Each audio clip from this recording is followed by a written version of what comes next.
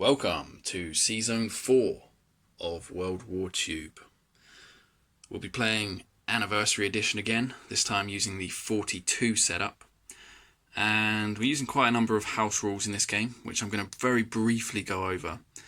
For a full list of the house rules and how they work, just check the description box. First of all, the usual straits are going to be in play. So we've got the Gibraltar Strait, we've got the Denmark Strait, Panama Canal, Suez Canal, and the Turkish Strait closed for the game. We're using a nerfed version of escorts and interceptors. Basically, one fighter can escort or intercept one bomber, and bombers don't roll in dogfights. We're using G40 AA guns again. There's also a bonus we've given to the UK, which allows the UK to buy a factory and place units there in the same turn. This is only allowed for the UK player on turn 1, just to give it a bit of a few more options in the opening game. You may have noticed the Trans-Siberian Railway over here. This is unique to Russia. Russia can move one land unit anywhere along the railway during non-combat. We'll be using the bloodbath rules for defending transports. So for every 2 transports you have, you can roll 1 dice at 1. Those of you that have seen Der Künstler's video China Ripped may recognize these tokens underneath these infantry here. Slightly changed, actually majorly changed the rules for this. Basically every territory will generate 2 militia infantry which defend at 1, just to make it a bit tougher for Japan to penetrate into China. Again, for the full list of house rules, you can check the description to see how this works. Xikang is going to act as the Chinese capital. It's got a token with the 4 side up. The rest of the territories just have 2. And the Flying Tigers also start the game in Xikang. And finally, we'll be using Global 1940 capital ships and repairs. So carriers are damageable, and to repair a capital ship, you need to the capital ship needs to begin its turn adjacent to a friendly factory. So without further ado, I haven't even introduced the players. Let's do that. On the Axis team, we have myself as Japan and ProZach as Germany and Italy. And on the Allies side, we have Malandrac of Cascadia as Russia, Piloto as the UK, and Jack, or Gary Cooper as he goes by on YouTube, as the USA.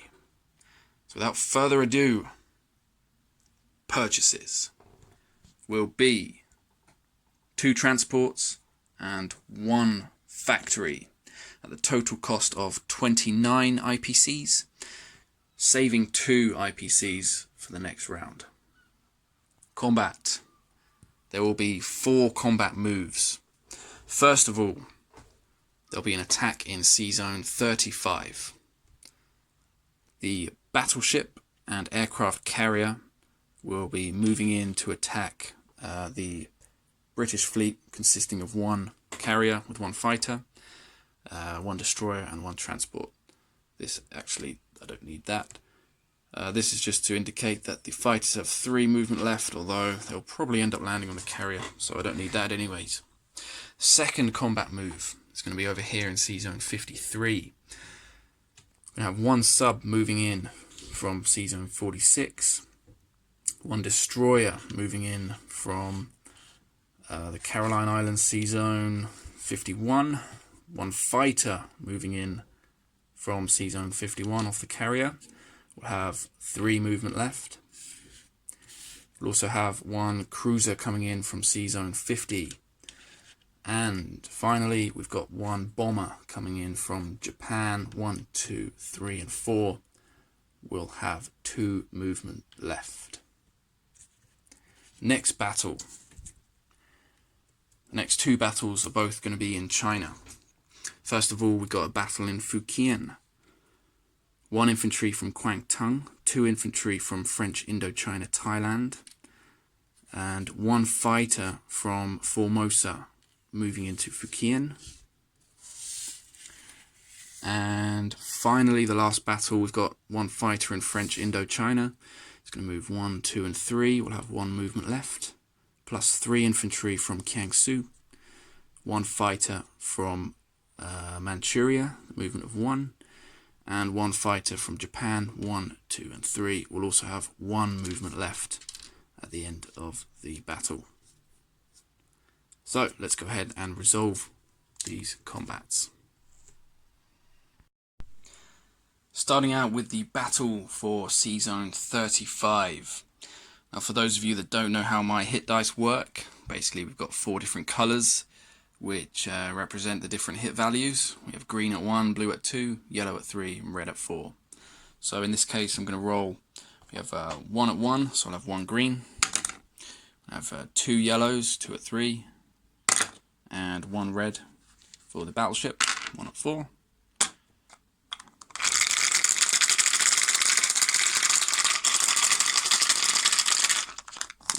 And we've got 3 hits. Pretty good. Returning fire. We have 2 blues, 2 at 2. And we have 1 fighter, so we have 1 red.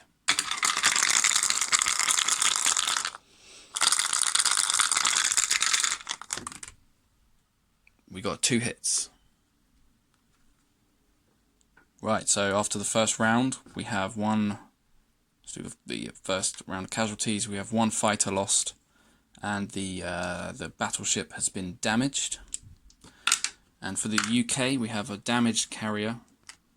Take the destroyer, and probably take the carrier as well, as I will be continuing this battle, of course. So the UK will want to maximise whatever they can, hit-wise.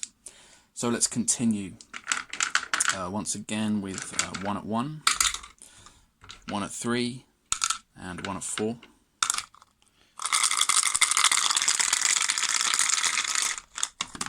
One hit's all we need. We've got 2 hits.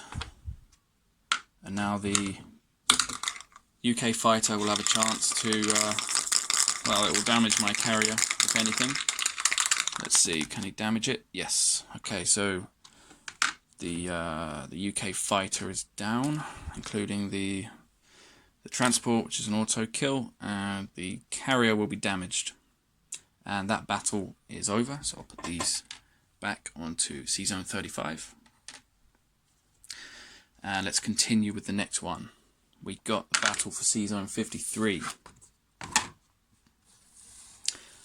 Starting out with 2 at 2 with a sub and a destroyer. We have 2 at 3, a cruiser and a fighter, and 1 red for the bomber.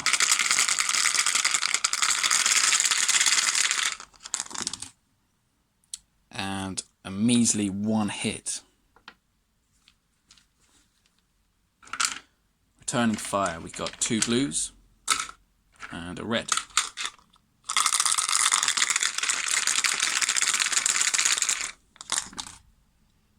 One hit only. Whew. Okay, so I'll damage the carrier there for the Americans, and I will take the submarine as a casualty for the Japanese. Let's continue. We have now 1 at 2, 2 at 3, and 1 at 4.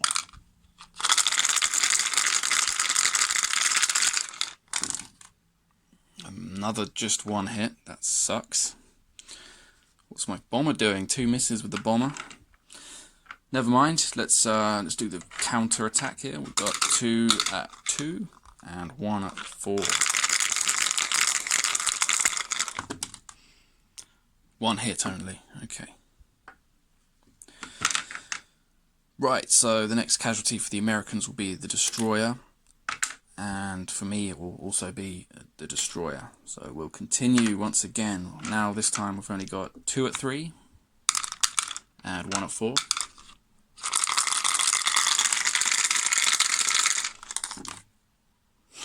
One hit again. Okay, well I've sunk the carrier at least. Returning fire, we have one at 2 and one at 4.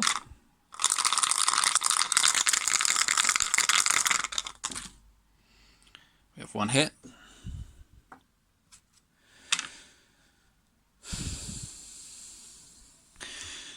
Alright, I've decided to take the fighter as a casualty and the carrier for the Americans. Now the final round, I've got one yellow and one red.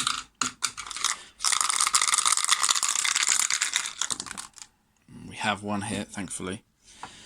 Returning fire though, the American fighter.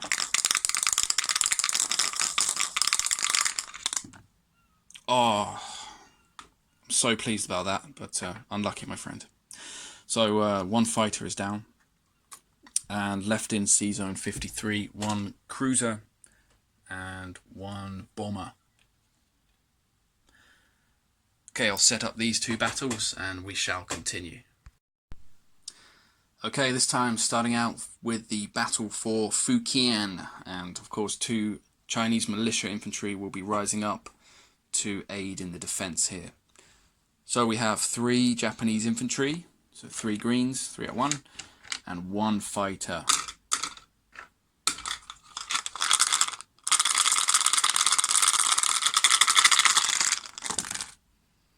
One hit. Returning fire, we got 2 at 1 and 1 at 2.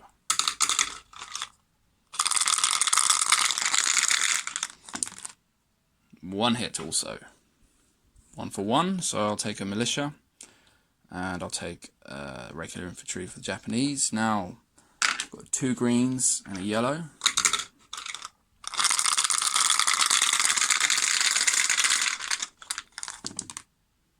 One hit. And returning fire, we've got 1 at 1 and 1 at 2.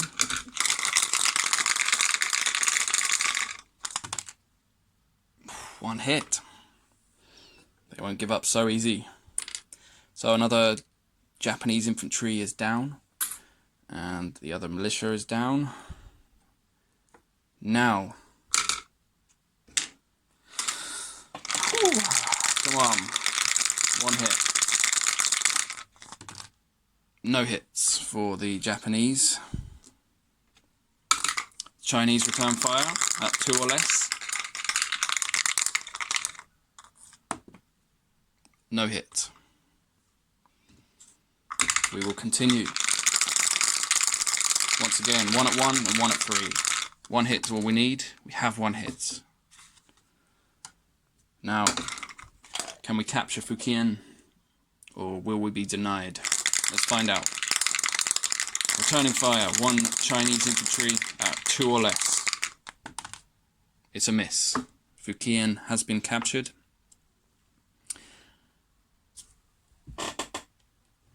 In the territory will be 1 infantry and 1 fighter. So next battle will be in Suiyuan.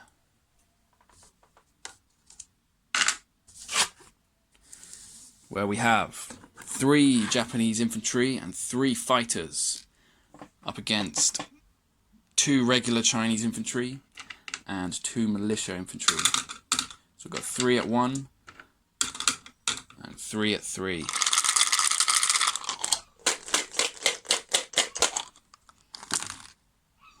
We've got 3 hits. Returning fire, we've got 2 at 1 and 2 at 2.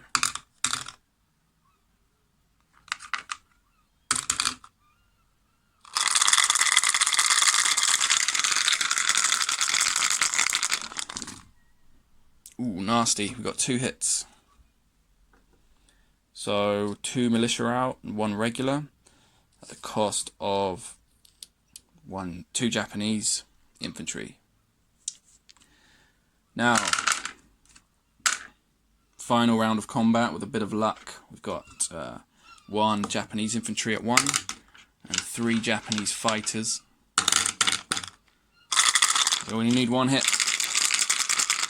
1 hit is all we need. We've got 2.5, 3. We've got 3 hits. Returning fire, Can the Chinese deny the capture of Suiyuan? Let's find out. One Chinese infantry at 2 or less. They can. Suiyuan not captured. So, left in the territory will be 3 Japanese fighters.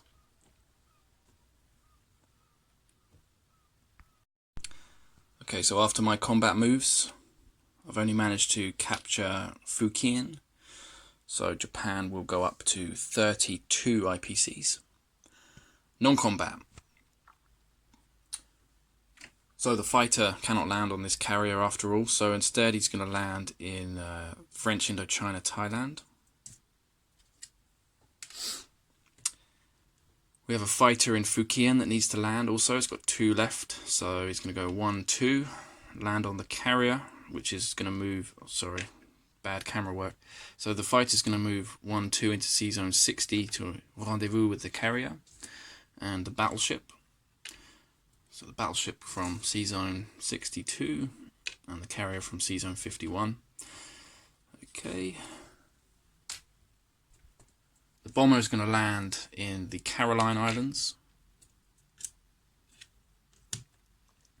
We've got 1 transport ship in sea zone 62. It's going to pick up an infantry and a tank and move them over to Manchuria. 2 fighters have only got 1 movement left, so they're going to move into Manchuria. And we've got 1 fighter as well in Suiyuan, which has 3 movement left. It's going to go 1, 2, 3 and land on the carrier in sea zone 60. And I believe that is more or less it for the Japanese. Yes. Okay, so place units. We've got 2 transport ships which are going in sea zone 62 and a factory which I'm going to put in French Indochina, Thailand. Collect income. Japan is at 32 IPCs. So I will collect 32 as base. So I normally prepare this in advance. 32, plus I saved 2 at the beginning of the turn, so it's 34. And I have 2 national objectives, so that's an additional 10 IPCs, bringing the total collected for this turn to 44 IPCs.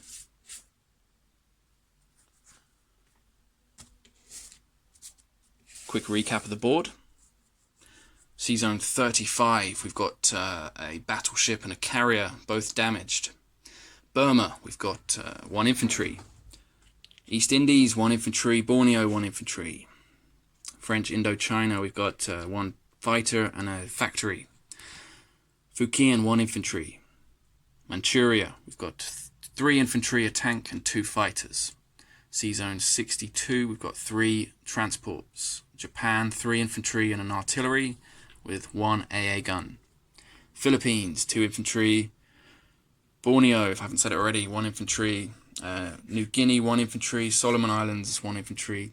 Caroline Islands, 1 infantry, 1 bomber. Wake Island, 1 infantry. Iwo Jima, 1 infantry. Sea Zone 53, 1 carrier. And Sea Zone 60, 1 battleship, 1 carrier with 2 fighters and 1 infantry. And I believe that's about it for the Japan turn 1. Next up, Russia.